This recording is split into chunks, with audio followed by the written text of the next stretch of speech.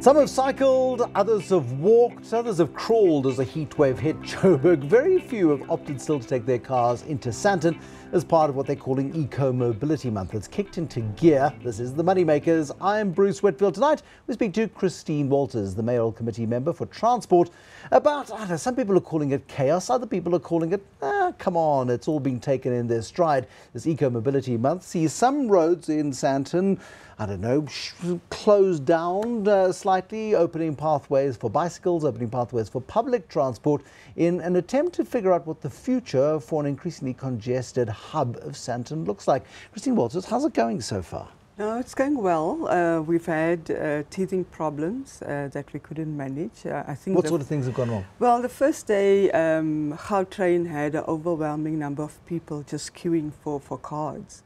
And I think they were taken by surprise. We were able to sort that out after speaking to the MEC and the CEO of Gautrain. How did you sort that out?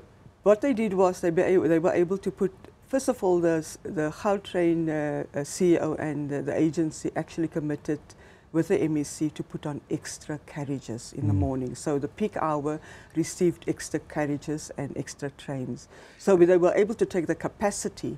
What I didn't think of is the overwhelming amount of people that came and really bought into the idea. No, it always stuns me when there's a whole planning process that goes into something. The idea is to get people off the roads, and when people do come off the roads and do exactly as you've asked them to do, the service providers are surprised by this. Yeah, no, I think that's poor form, isn't it? Yeah, no, I think that look, it took us over a year to plan this. We had I think in my 21 years of being a councillor, this has been the most intensive and extensive consultative process. Over 80. Just a couple of weeks ago, I had the last meeting with the ward councillor and residents of Sandton, and the biggest concern was, what do we do around safety? Would they see Metro Police around? And if you go out there now, Metro Police as well. It's a really important question, that, because I've seen the Metro Police around. Yeah. I've seen the outsurance pointsmen trying to get people to do U-turns where they shouldn't be, where people have snuck through and got through, and there is quite a lot of confusion amongst people, as there would be, because that's part of the first week of the process, timed neatly to go to school holidays, which has provided a little bit of leeway, I suspect. But where have those Metro cops come from? Where have they been redeployed from? Because on any other given day of the week, the people of Sandton are crying out for pointsmen to be at the broken traffic lights. They are appealing for people to enforce the traffic laws in Sandton. Suddenly we get Ecomobility Month.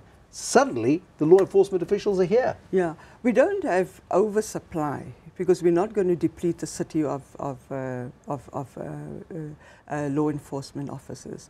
What we do have naturally on a normal day, you do have your regional structure here, your Joburg Plus. They hide very well when on an ordinary day. You've got, in your small area here, you've got 8 doing shifts, 2 shifts, 3 shifts. So we've got additional ones that we've called in. Sometimes we do also get assistance from the provincial. We've worked with SAPS. So there's a joint operations centre with SAPS as well as JMPD. We've got a number of private companies that have given their people, like Outsurance, have come to the party. And then we've got something like 250 volunteers made up of different people. For example, 110 young men and women have come from Alexander. They wear the orange. Those are the people that are guiding. How realistic an experiment is it? If you throw so many more resources at the problem of trying to work out how eco-mobility might work into the future, how realistic an experiment is it? Because you're throwing massive resources that ordinarily wouldn't be there at the problem. Yeah, I don't think we're putting that amount of resources. If you look internationally what other countries are doing, for example, you know, we're having these dialogues, and there are international countries here talking to us, international governments. We're moving towards having a Joburg Declaration for COP21 in Paris in December. So the whole idea is to initially, I think your resources initially goes into educating people of having a mind change. So we're having, first of all, the legacy that will be left after the 31st would be this public transport loop for cycling, walking, for the buses and for the minibus taxis. So that will remain here. We're also bringing in cycling lanes. We're making the pavements more wider. and then we're linking it up with the BRT system that's also coming into the system. I know the Premier likes to ride his bicycle. He's riding his bicycle this month. I've ridden my bicycle around these streets, and frankly I prefer not to because of the levels of lunacy that exist on these roads, because people do behave incredibly badly when they're in their cars. Are you going to change mindsets this month? Because 20 years from now, unless we do something fairly radical in this part of the world, this CBD is doomed to gridlock. Mexico presented their case for change, and when we looked at where Mexico was sitting a couple of years ago, 10 years ago, they were sitting with 4 hours of one individual person sitting in a car. We are sitting now at 55 minutes for the most.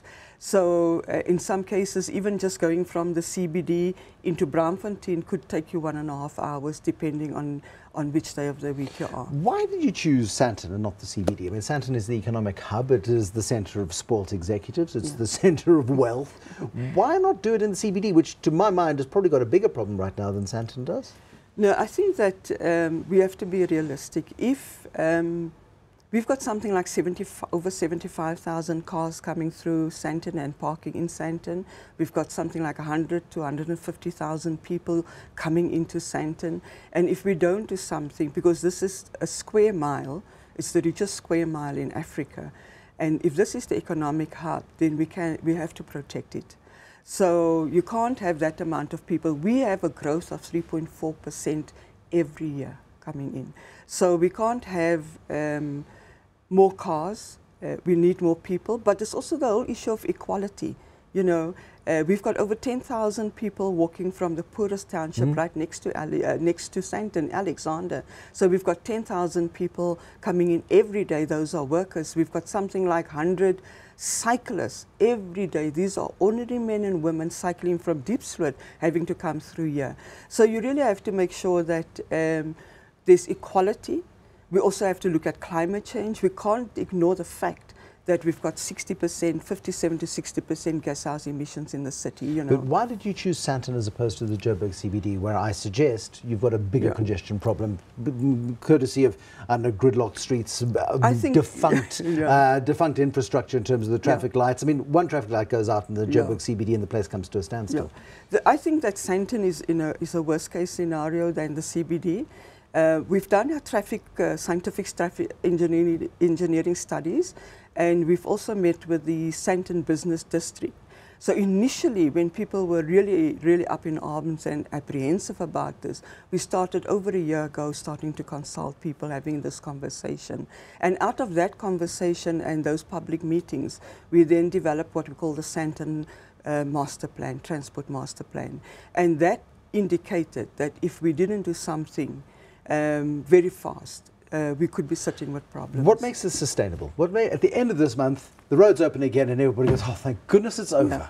And they go back to jumping into one car and racing into the CBD at a high speed, knocking cyclists and pedestrians over as they go. No, I think if I really want to invite people to come to the dialogues, because at the dialogues we have got independent countries out there in the international world which we are speaking to. And all of them are saying, look, you know, you've taken a very bold step as Africa, in particular in Johannesburg. Continue what you're doing. We were, in actual fact, we've got an expert from London that said, well, we're looking at you 40 years ago, we were in the same situation. Yeah. I've just come from Milan. The International Transport Conference took place there. Milan Mayor told me that, you know, the place was extremely polluted, people couldn't breathe, too much congestion, and we really have to look after the health of our people. We've got to decide morally whether we want to save the planet or not for the future. But this is not okay. I mean, that's a big picture issue. Yeah. Right now it's about Ecomobility Month. How do you make it sustainable? How do you ensure that some of the ethos people, I spoke to a woman the other day who lives in Craig Core Park. It's a good 7-kilometre walk to her office on Grayston Drive.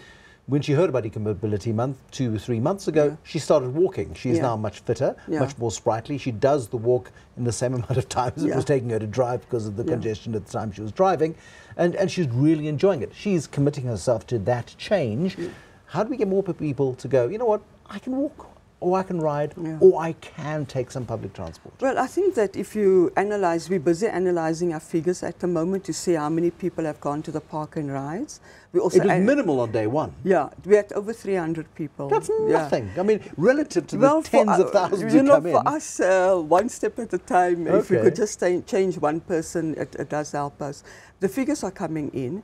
We, on the first day, we tweeted something like 3 million hits on site.